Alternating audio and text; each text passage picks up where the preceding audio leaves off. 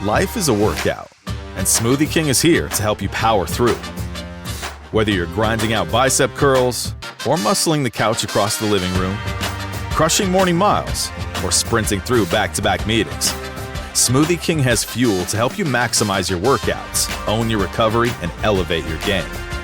Give your body the energy, protein, and power it needs with a lineup of delicious smoothies made to help you conquer your goals. Only at Smoothie King. Mañanas en Libertad, con Luis del Pino.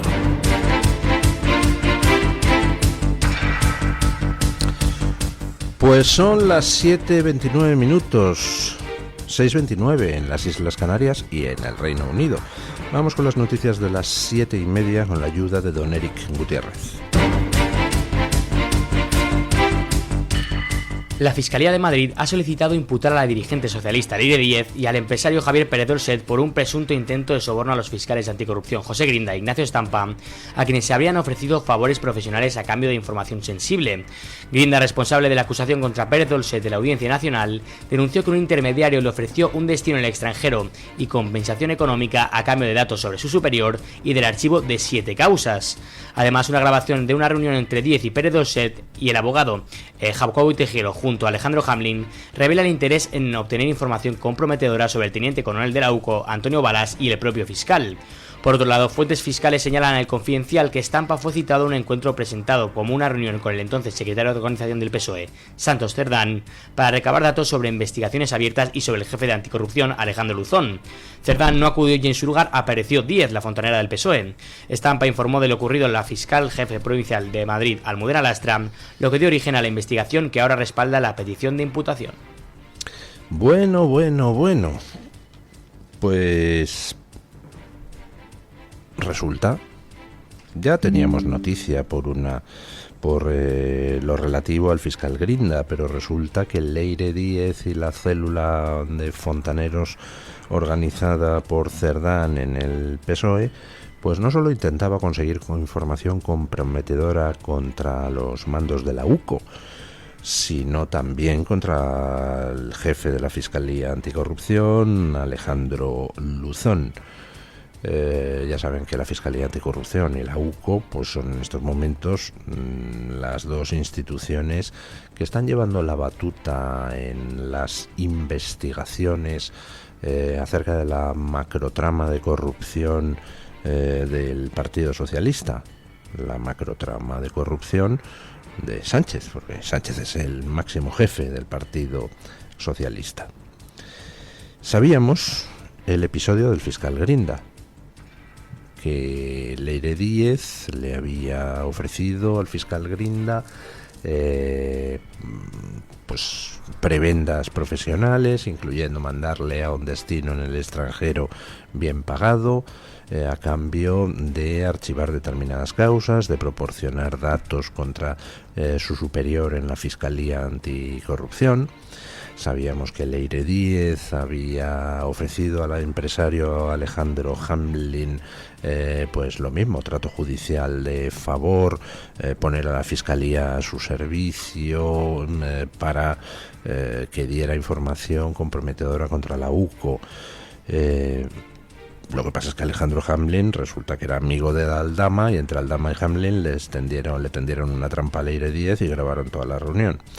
Y lo que ahora sale es que no es solo al fiscal Grinda, es que también intentaron sobornar al fiscal Estampa con lo mismo, ofreciéndole prebendas profesionales a cambio de que diera información que pudiera comprometer al fiscal jefe de anticorrupción, Alejandro Luzón. O sea que fue, por un lado, al empresario Alejandro Hamlin y por otro lado a dos fiscales. Tratar de conseguir información basura contra la UCO y contra la Fiscalía Anticorrupción. Además, resulta que Estampa denunció esto en mayo, porque por lo visto le contactaron cuando ya en el PSOE empezaban los rumores de que la UCO estaba finalizando un informe sobre Cerdán. En ese momento se pone en acción la célula cloaquera, contactan con Estampa y le dicen que Cerdán quiere verle. y quien se presenta a la reunión es Leire Díez. Y Leire Díez le hace los ofrecimientos que se pueden conceptuar como soborno. Y ahora la Fiscalía de Madrid lo que ha pedido es que se impute a Leire Díez por intentar sobornar a 2 fiscales. Eso es un delito, y es un delito grave. Además, en este caso, con lo de la declaración de Estampa, de cómo le intentaron sobornar, pues tenemos un dato que es importante. Y es que Leire Díez actuaba en nombre de Cerdán. Se presentó a una reunión en lugar de Cerdán, que era el inicialmente previsto. Es posible que alguien sin conocimiento de Cerdán estuviera pues, organizando reuniones para Leire Díez, que en realidad eran para Leire Díez, pero decían que era para Cerdán. Hombre, esa posibilidad teórica existe, pero claro, si vemos la trayectoria de Leire Díez, que siempre ha sido premiada por el Partido Socialista con jugosos puestos, pues Leire Díez no es una outsider. Leire Díez es alguien, en fin, que estaba en el meollo del PSOE, tanto como para que la colocaran en la Empresa Nacional del Uranio, para que la colocaran en Correos, dirigido por aquel entonces por el amigo del alma de Pedro Sánchez. Es decir, Leire Díez no era una pequeña Nicolasa. Leire Díez era una mandada. Es más, si uno fuera hablando en nombre de Cerdán, sin el permiso de Cerdán, eso tarda 3 minutos en llegar a los oídos de Cerdán, que habría tomado medidas contra Leire Díez, medidas que no se tomaron, por supuesto. Es más, es que en una de esas reuniones Leire Díez está con Jacobo Teijelo. ¿Quién es Jacobo Teijelo? Pues resulta que es el abogado que en estos momentos está representando a Cerdán. O sea, en fin, vamos, que aquello era una cloaca, no hay ninguna duda. Que era del PSOE, tampoco. Bueno, vamos a ver qué pasa con esto, porque Leire Díez pues era una cloaquera, pero además un poco Pepe Gotera y Otilio. O sea, hace falta ser torpe para dejarse grabar por todo el mundo. Le tendieron la trampa al Dama y el empresario Hamlin y cayó como una pipiola, pero es que luego contactó también con uno de los mandos de la Guardia Civil imputados en la macrocausa esta y también la grabó. Vamos, espía, pero torpe. Cloaquera, pero parece que bastante lerda. Bueno, y una noticia sobre ese fleco del informe Cerdán que a mí me tiene maravillado. Me tiene maravillado porque la verdad es que tengo desde hace mucho tiempo ganas de que se meta mano a la corrupción del PNV, que siempre se ha mantenido ahí tapada. No se habla de esas cosas en los círculos comilfo. Bueno, pues con lo del informe Cerdán, tirando del fleco de las conexiones de Servinavar, pues están saliendo muchas cosas que apuntan cada vez más claramente al PNV. Y yo que me alegro, escuchen. El gobierno vasco, presidido por Iñigo Urkullu, ha concedido 1,3 millones de euros a las 3 empresas editoras de periódicos afines al PSOE. Al PNV. Todas ellas están presididas por el empresario nacionalista Iñaki Alzaga, socio de Anchón Alonso en Elegure, filial de Servinavar, la constructora señalada por canalizar mordidas en la trama del caso Cerdán. Según el Boletín Oficial del País Vasco del 7 de agosto, las ayudas se reparten entre Urgul 2004, Ediciones Historia 2004 y Editorial Iparraguirre, con importes cercanos al $500,000 de euros cada una. La cuantía ha suscitado polémica por lo elevado del montante asignado a Alzaga, que parece responder más a la afinidad editorial que a la audiencia real de sus cabeceras. Alzaga, con una amplia trayectoria en empresas estratégicas del norte peninsular, preside el Grupo Noticias, conglomerado mediático de línea editorial próxima al PNV. Fue el propio partido, a través de la vicepresidenta primera y consejera de Cultura y Política Lingüísta, Ibone Bengoechea, quien aprobó la ayuda alegando que el objetivo era minimizar el impacto negativo de la inteligencia artificial generativa en la creación, elaboración y publicación de contenidos. Pues al final está saliendo a la luz toda esa red de contactos que permitía de una manera transversal cubrir todo el espectro político en el País Vasco y en Navarra. Está saliendo, pues, como Cerdán era el socio de Anchón Alonso en Servinavar. Anchón Alonso, a su vez, es socio en otra empresa de este empresario de la comunicación nacionalista.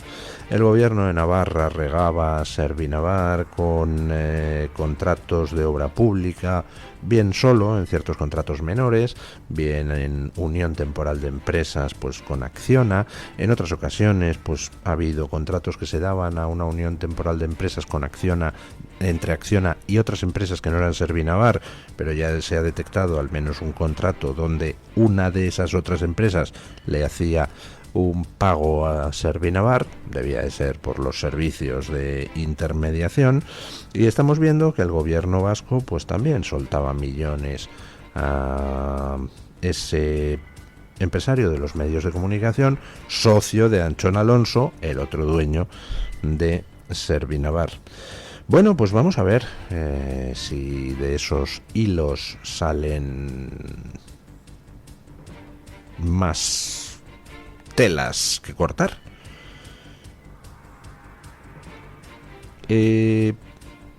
Cabe suponer que Cerdán, es decir, el PSOE, tuviera montada una trama de corrupción con epicentro en Navarra, sin que pusieran el cazo Bildu, el PNV, etcétera. Pues no parece, ¿verdad? Vamos, que si el PSOE hubiera intentado tener una trama propia, exclusiva, los otros habrían dicho: chavalote, o la desmontas o repartes. Y efectivamente parece que repartían. Es más, parece que la trama en realidad pues era transversal. Y es curiosa la figura de Anchón Alonso, el socio de Cerdán, porque era también socio de este otro empresario de la comunicación del PNV y, según algunas informaciones publicadas, pues era amigo de Arnaldo Otegi. Vamos a ver si sale alguna conexión Bildu en todo este tema. Uy, qué tonterías digo, si ya ha salido una conexión Bildu. Si resulta que la persona que Bildu designó para la oficina, una especie de oficina anticorrupción que tienen en el gobierno navarro, pues también había dado obras a Servinavar en su cargo anterior. ¡Anda! A ver si Servinavar va a ser el centro de todo. ¡Qué interesante! Bueno, como... iba a decir interesante, pero más que interesante es un poco siniestra esta noticia. Han asaltado a punta de pistola el domicilio del tío que financió la campaña de Alvise Pérez. Escuchen. Un grupo de 5 encapuchados asaltó la madrugada del lunes la vivienda de Álvaro Romillo, socio de Alvise Pérez, líder del partido Se Acabó la Fiesta. Los asaltantes armados obligaron al matrimonio a transferir 1,2 millones de euros en criptomonedas, mientras los amenazaban con una pistola, un taser y un cuchillo encontrado en la cocina.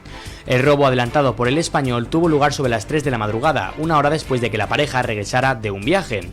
Según la denuncia, los atacantes de nacionalidad colombiana también sustrajeron unos 500.000 euros en relojes, joyas y 200 euros en efectivo. El socio de Alvise Pérez es un especialista en criptomonedas y expropietario de la sociedad de inversión Madeira Invest Club, quien admitió haber entregado 100.000 euros en efectivo a Se Acabó la Fiesta. De hecho, esta aportación supuestamente permitió a Pérez financiar parte de su campaña a las elecciones europeas, en las que su formación obtuvo 3 escaños. En realidad no creo que esta noticia tenga nada que ver con Alvise Pérez. Hombre, tiene que ver que este es el tío que le dio 100.000 euros a Alvise Pérez para pagarse la campaña, pero que no creo que esto del asalto tenga nada que ver con eso. El hombre este que le dio 100.000 euros a Alvise Pérez para su campaña electoral y para el que Alvise Pérez pues le devolvió el favor de intervenir en alguno de sus eventos sobre criptomonedas y tal, pues resulta que este financiador de Alvise Pérez, pues por lo visto estafó unas cantidades astronómicas de dinero a muchísima gente con el tema de las criptomonedas. Con lo cual deduzco que alguno de los que haya perdido millones de euros en esa especie de cripto chiringuito, pues ha debido de contratar a sicarios para ir a hacerle una visita al tío a ver si se cobra la deuda o algo por el estilo. Es a eso a lo que suena, pero desde luego todo el episodio es tremendamente siniestro. Entran en la casa armados, pillan al marido y a la mujer, están durante horas, en fin, torturándoles hasta conseguir que el otro hiciera una transferencia de 1 millón y pico de euros en criptomonedas. Bueno, vamos a ver en qué acaban las investigaciones policiales sobre esto, pero desde luego siniestro es un rato siniestro. Como también es siniestro lo que está pasando con el dinero para la gestión de inmigrantes en Europa. Ya se lo he dicho a ustedes muchas veces. Esto es un negocio. Aquí no hay nada de humanidad. Hay unos pocos que son los que tienen la idea política, los que quieren reventar Occidente desde dentro, que ponen en marcha esto. Y ponen en marcha esto con la ayuda, ponen en marcha esta invasión directa, y ponen en marcha esto con la ayuda de mucha gente que en realidad no tiene ideología. Le importa un soberano bledo lo de si se destruye Occidente o se deja de destruir, o si hay reemplazo de población o no lo hay, o si hay choque cultural o no lo hay. Les importa un bledo. Lo que sí ven es el negocio. El tema de la gestión de la inmigración no se acaba en Europa, los problemas derivados de ese tema, por la sencilla razón de que se reparte dinero a espuertas entre organizaciones supuestamente no gubernamentales, todas ellas viven del gobierno, eso tan orwelliano de llamar a las cosas por el nombre contrario a lo que son, ¿no? Bueno, pues se reparten cantidades ingentes de dinero europeo y nacional entre esas organizaciones. Y hay muchísima gente que está haciendo fortunas, pero auténticas fortunas. Y luego hay muchísima gente que, bueno, que consigue ahí un trabajo relativamente bien remunerado en todo ese tema de la atención a inmigrantes. Es decir, hay, por una parte, esa minoría muy pequeñita de los verdaderos ideólogos, de los que tienen claro qué es lo que quieren conseguir. Por otro lado, hay una masa de golfos que lo que ve es la oportunidad de forrarse, y luego hay una masa mayor de gente que dice, bueno, pues mira, pues trabajo en esto y tal, y encima me siento bien conmigo mismo porque fíjate, ayudo a este pobre inmigrante que acaba de pisar la playa después de su viaje en patera. Y entre unos y otros, pues al final han creado un follón en Europa francamente demencial, y algunos están haciendo fortunas. Escuchen lo que ha pasado con las cuentas de un centro de inmigrantes en Alemania. El centro de acogida para inmigrantes ilegales instalado en el antiguo aeropuerto de Tegel en Alemania vuelve a estar bajo escrutinio. En 2022 y 2023 se emitieron facturas por servicios de seguridad por un valor cercano a los 100 millones de euros sin pasar por una verificación adecuada. La supervisión no estaba en manos de la Oficina Estatal para Asuntos de Refugiados, sino de la empresa pública Messe Berlin, que además de controlar el gasto se beneficiaba directamente al cobrar un recargo del 15% sobre cada factura. Cuanto mayor era el importe, mayor era su beneficio. El Tribunal de Cuentas de Berlín denuncia un conflicto de intereses evidente, la ausencia de controles sistemáticos y la falta de comprobación de si el personal de seguridad facturado trabajó realmente en el centro. Tegel es la instalación de este tipo más grande y costosa de Alemania.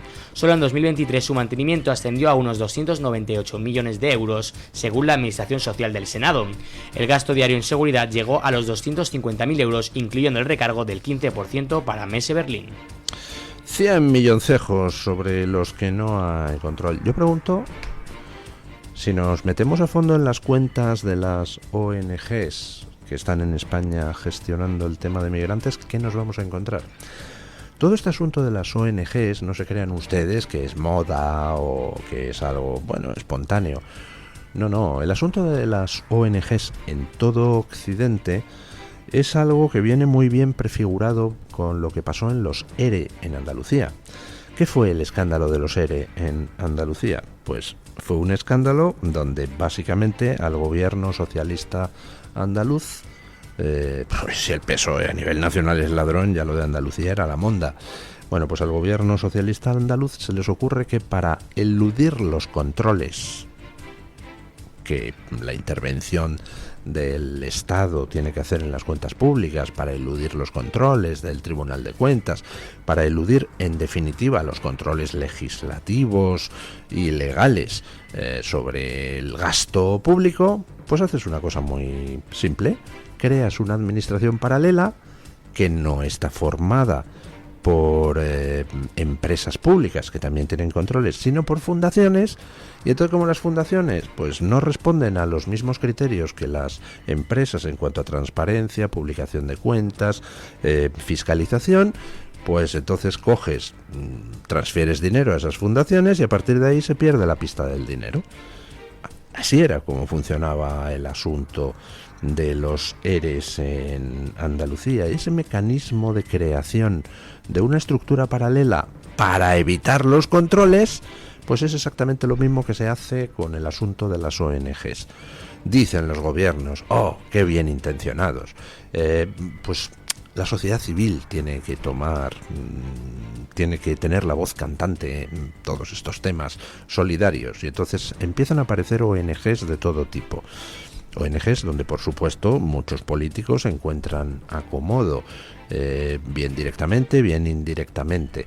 Se transfieren recursos públicos a esas ONGs, y como esas ONGs no son empresas públicas, sino que son organizaciones solidarias, fundaciones, etcétera, no tienen los mismos controles que tienen las empresas públicas o privadas. Con lo cual, a partir de ese momento se pierde la pista del dinero. Todo esto de la solidaridad, la ayuda al desarrollo, es una manera muy industrializada de detraer dinero de los recursos públicos y aparcarlo en sitios donde se le pierde el rastro, que son todo ese tinglado de ONGs. Y a partir de ese momento pues puedes hacer con ese dinero lo que te dé la gana. Mordidas a los políticos que han participado en la concesión del dinero, donaciones a partidos políticos, apoyo a medios progres en Zimbabue, puedes hacer lo que quieras, compra directa de periodistas, con ese dinero que escapa al control porque está en manos de ONGs, que todos sabemos que son, en fin, organizaciones benéficas y bien intencionadas. Pues haces lo que te plazca. Lo hemos visto con el asunto USAID en Estados Unidos. Ha llegado Trump y ha dicho, todos estos gastos fuera. Y automáticamente todo ese dinero que supuestamente iba a ayuda al desarrollo, y realmente lo que llegaba a ayuda al desarrollo pues a lo mejor era la milésima parte, pues se ha cortado ese grifo. Conclusión, pues que mucha gente que vivía de un momio, que además no era trazable ese dinero porque pasa por distintos países, distintas ONGs, distintas legislaciones, bancos opacos, bueno, pues todo ese dinero que antes fluía y que no era trazable, ahora ha dejado de fluir. Con la inmigración en Europa, pues es que hay una catarata de subvenciones que viene de fondos europeos y de fondos nacionales. Y esa catarata de subvenciones pues termina en ONGs, pues donde no hay manera de rastrear el dinero. Cuando a veces intervienen empresas públicas, como es el caso de esta noticia que les traemos de Alemania, pues entonces resulta que el Tribunal de Cuentas alemán determina que solo en ese centro de inmigrantes pues hay 100 millones sin justificar. ¿Cuánto saldría en las ONGs que se dedican en España al tema de atención a inmigrantes? Ojo, incluyo ONGs católicas, Pues teniendo en cuenta que el coste por mena al mes, lo que están facturando esas ONGs, pues está entre 4.500 y 7.000 euros por mena y mes, pues se pueden ustedes imaginar la ingente cantidad de dinero que muchos se están embolsando. Evidentemente un niño no nos cuesta a los españoles 7.000 euros mes. Ni de palo. O sea, por ese precio le mandamos, como ya he dicho alguna vez, al Eton College en el Reino Unido, que es el internado más prestigioso de Reino Unido.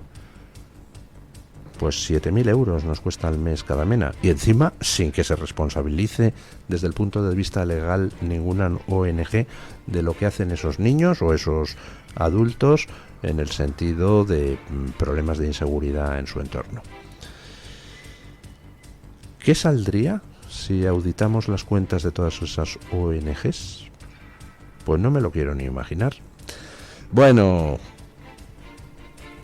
ya saben ustedes que cuando el tonto coge la linde se acaba y el tonto sigue.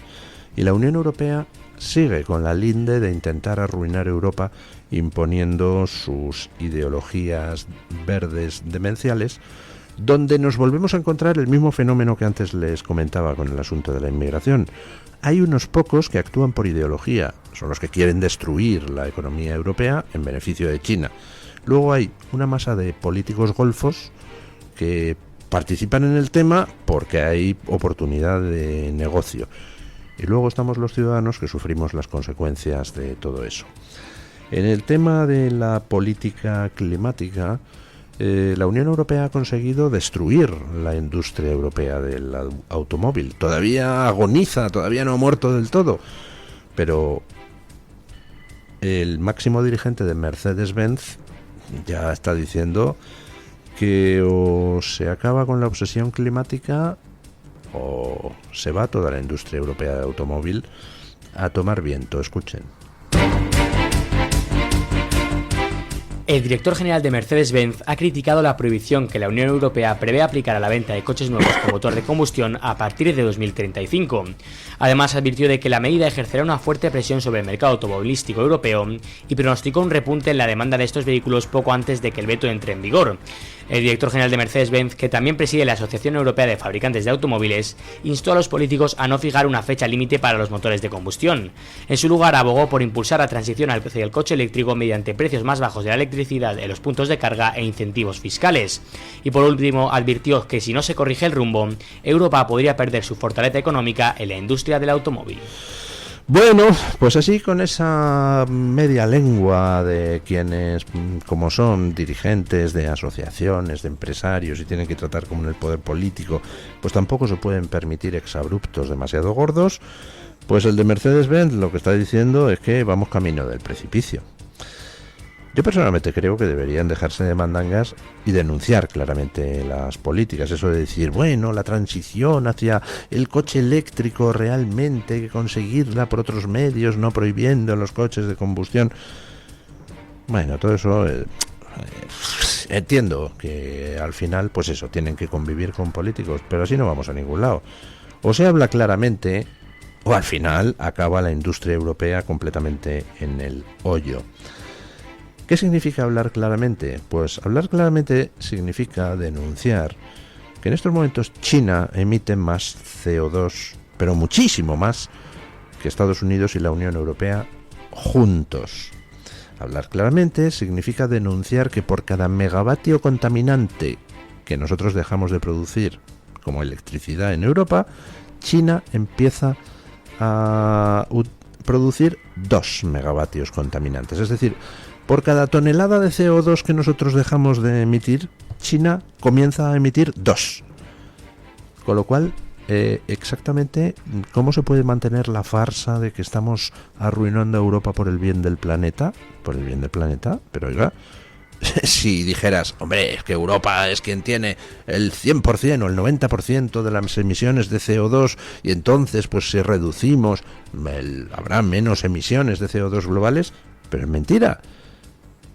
Emitimos una fracción pequeñísima del CO2 total a la atmósfera, con lo cual, incluso para aquellos que se crean que eso de emitir CO2 va a destruir el planeta, pues es que da igual lo que hagamos en Europa. Si China va aumentando de manera exponencial sus emisiones, porque China dice que Europa se arruine, que yo sigo desarrollándome económicamente. Mientras no se denuncie eso con claridad, mientras no se denuncie que hay una pequeña minoría ideológica que actúa en beneficio de China y una gran masa de políticos corruptos europeos que hacen negocio con el tema verde, mientras no se denuncie eso, pues Europa seguirá camino del precipicio, porque esa minoría ideológica tira de la cuerda y los otros van detrás del negocio, pavimentando el camino con sus leyes para que el negocio continúe. Bueno, ¿y quiénes se arruinan? Los ciudadanos de a pie. Los que están arriba no se arruinan nunca. Y si algún día Europa se va a tomar viento, pues bueno, se van a su mansión en la isla de, yo que sé, Tahití, y allí con los millones robados pues viven estupendamente lo que les quede de vida. Los que nos quedamos con el marrón somos los que estamos aquí. Bueno, vamos con don Agustín Benito para que nos cuente qué trae hoy la Gaceta en portada. Buenos días, don Agustín. Buenos días a todos los oyentes de Mañanas en Libertad. Este martes en la Gaceta llevamos una cobertura especial ante el asesinato en Colombia del senador Miguel Uribe. Santiago Carranza firma un reportaje en el que cuenta cómo la defensa férrea de la libertad y del Estado de Derecho y la oposición a la izquierda del Foro de Sao Paulo y del Grupo de Puebla lleva a la persecución, a la extorsión, a la cárcel y en último término al asesinato.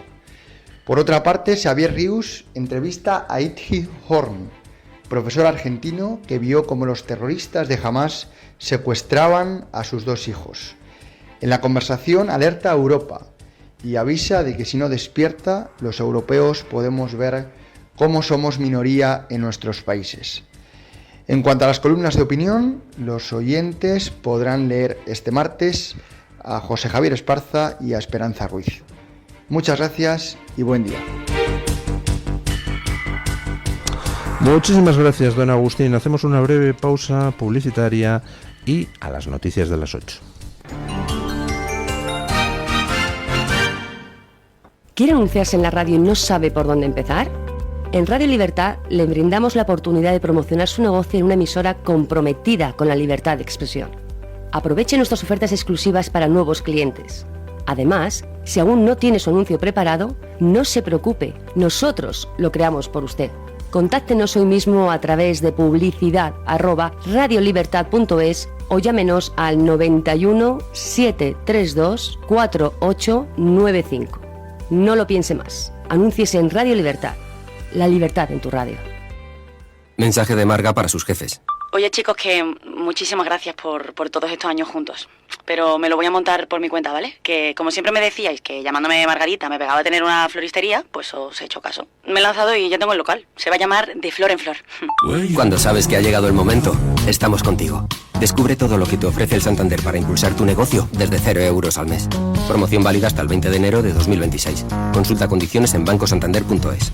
Cuando lo sabes, lo sabes.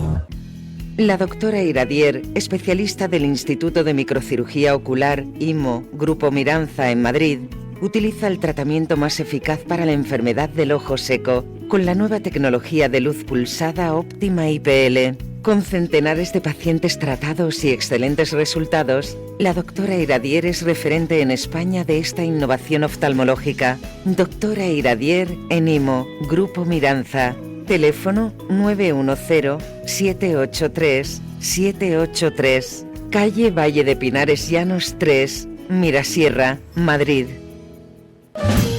El restaurante El Torreón está de moda. Vende copas a sus 7 terrazas al aire libre en la cima del Monte de El Pardo. O disfruta platos como la auténtica carne picaña brasileña. Y los mejores pescados y carnes como el lomo de buey auténtico. Cocina abierta de 11 de la mañana a 1 de la noche. Disfruta de su famosa paella con langosta y sus 7 amplísimos salones climatizados. Grandes vinos y licores. Fantástico parking. Reservas en restauranteeltorreón.com. El plan más refrescante del verano. Disfruta de la radio, del medio de comunicación más creíble. Radio Libertad, Madrid 107.0.